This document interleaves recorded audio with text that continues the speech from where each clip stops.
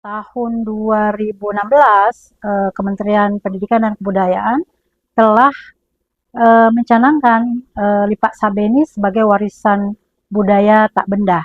Nah, itu sebagai salah satu upaya untuk pelestarian.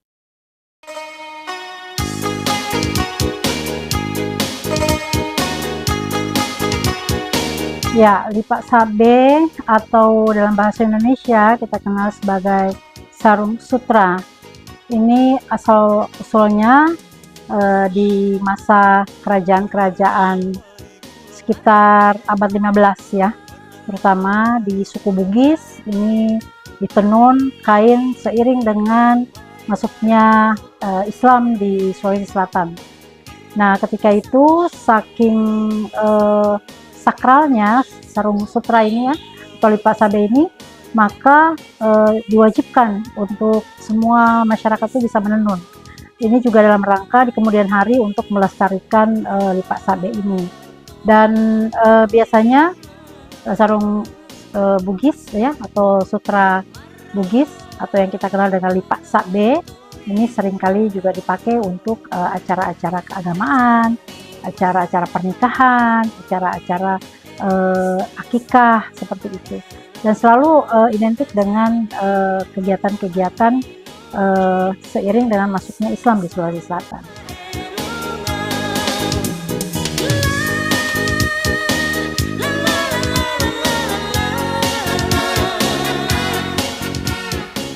Lipak sabe ini ada dua cara. Yang pertama ditenun, atau kalau di sana namanya ditenung secara tradisional ya, mulai dari menanam daun murbe untuk makan si kepompong ulat sutra. Jadi sutra ini ada, ini asli ya, ini asli, ini pakai tradisional nih, di usianya yang udah ratusan tahun ya, hampir ratusan, karena ini masih kakek saya kasih ya. Nah, ini sudah ada lubang-lubang, ini katanya itu dia makan dirinya. Jadi ini sebetulnya dari kepompong, kemudian diproses gitu ya, kemudian jadi benang, dan kepompong ini, ulat kepompong ini makanannya daun murbe. Nah, ini ditenun dengan berbagai cara ya, seperti hal lain ya, misalnya benangnya itu ditenun ya, ditenun secara tradisional, kemudian diberi warna, ada yang alam ya, dari tumbuhan ya, untuk warna ungu misalnya dari terong. Dan yang kedua ada dengan alat tenun bukan mesin, ATBM namanya. Jadi pakai alat tetapi bukan mesin, tetap ditenun. Nah, ini contoh-contohnya seperti ini, dia sudah warnanya sudah beda ya, bisa dilihat yang tradisional, walaupun sama-sama pakai ada benang emasnya, tapi kita bisa lihat dan kita pegang juga akan berbeda. Nah, ini pakai ATBM. Nah, sutra-sutra itu yang asli-asli itu seperti ini, bahkan coraknya udah mulai punah nih, udah hampir jarang saya lihat corak-corak seperti ini. Nah, itu prosesnya kurang lebih 3 bulan kalau yang tenun tradisional. Kalau ATBM sudah lebih cepat lagi karena sudah menggunakan alat.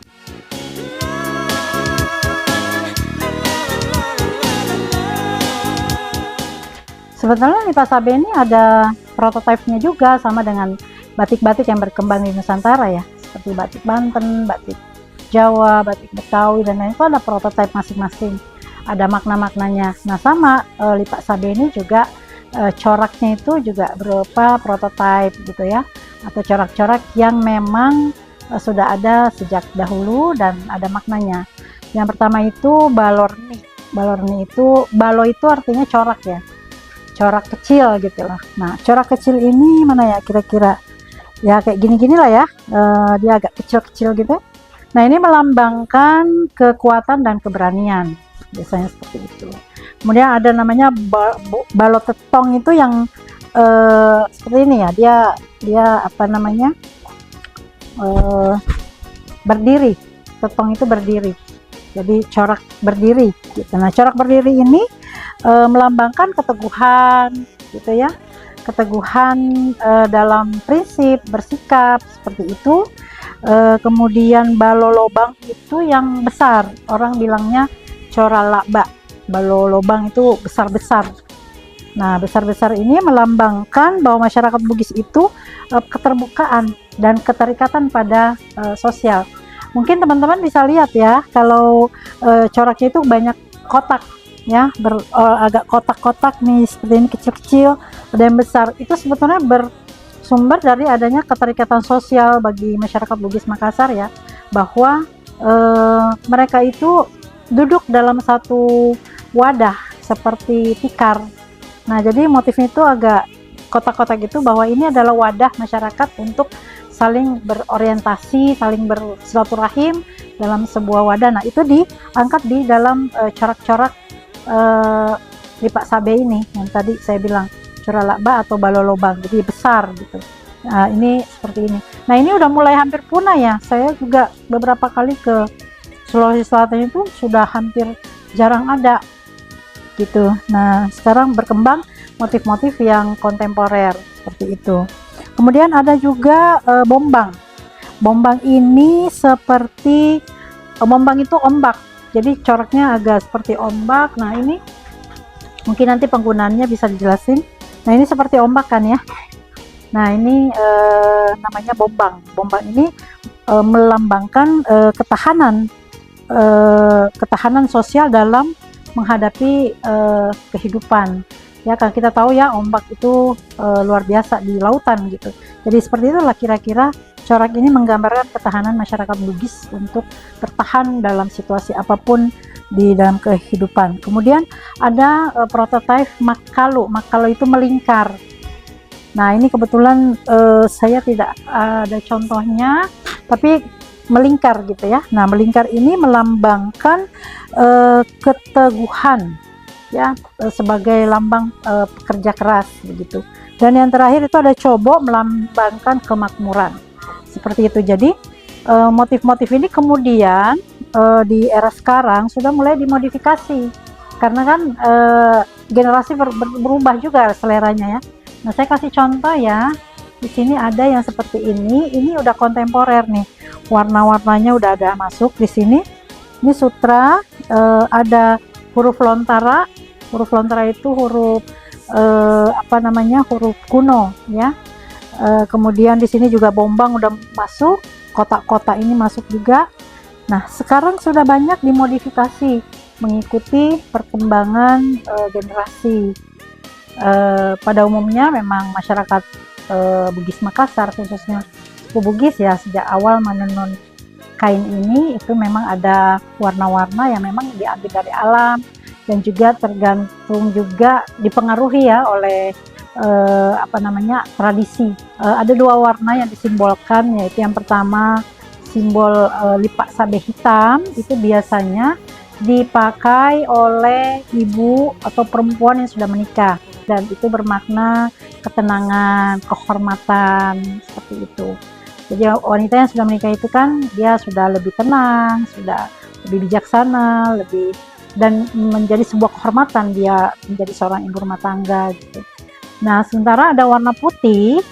Warna putih ini biasanya dipakai oleh pengasuh atau orang-orang penting yang ada di dalam lingkaran istana kerajaan. Kalau warna merah misalnya atau warna hijau itu punya lambang sesuai dengan filosofi warna.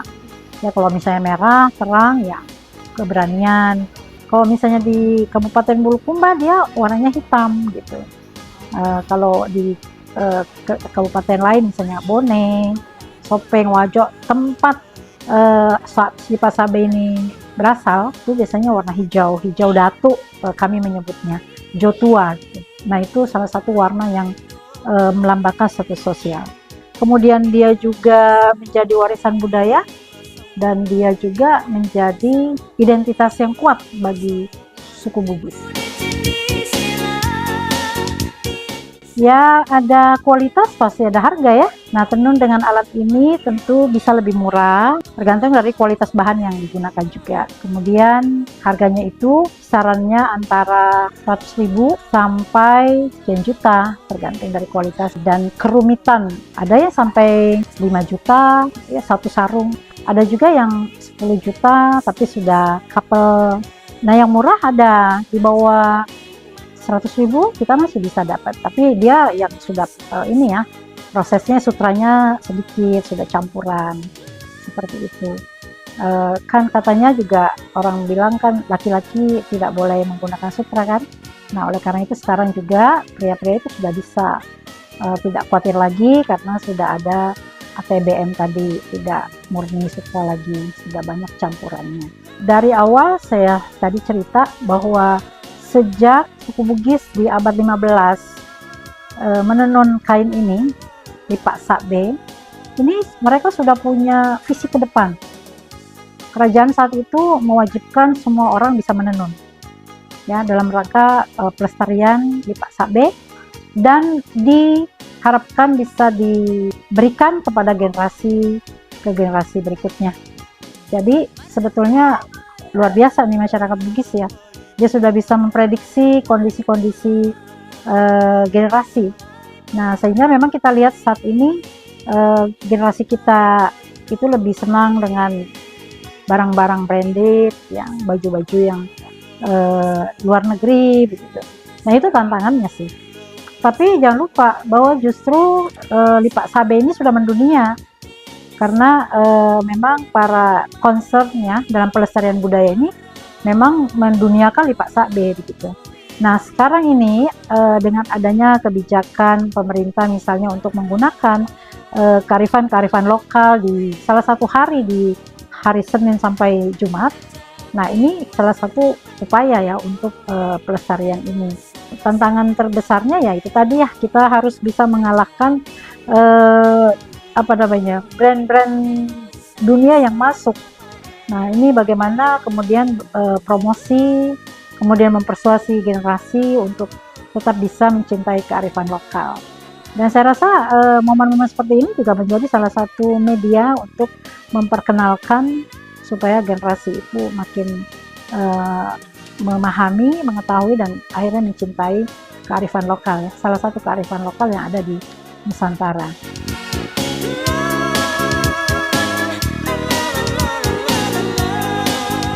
Ya bahannya juga sutranya dikit, bahkan ya menyerupai sutra lah gitu ya. Nah ini lipak sakbe juga. Nah, ini biasanya digunakan misalnya dalam pesta pernikahan itu kan ada among-among tamu yang anak-anak muda, penerima tamu. Nah bisa dipakaikan yang seperti ini, atau untuk penari-penari yang jumlahnya masif gitu. Nah yang dipakai yang murah meriah gitu.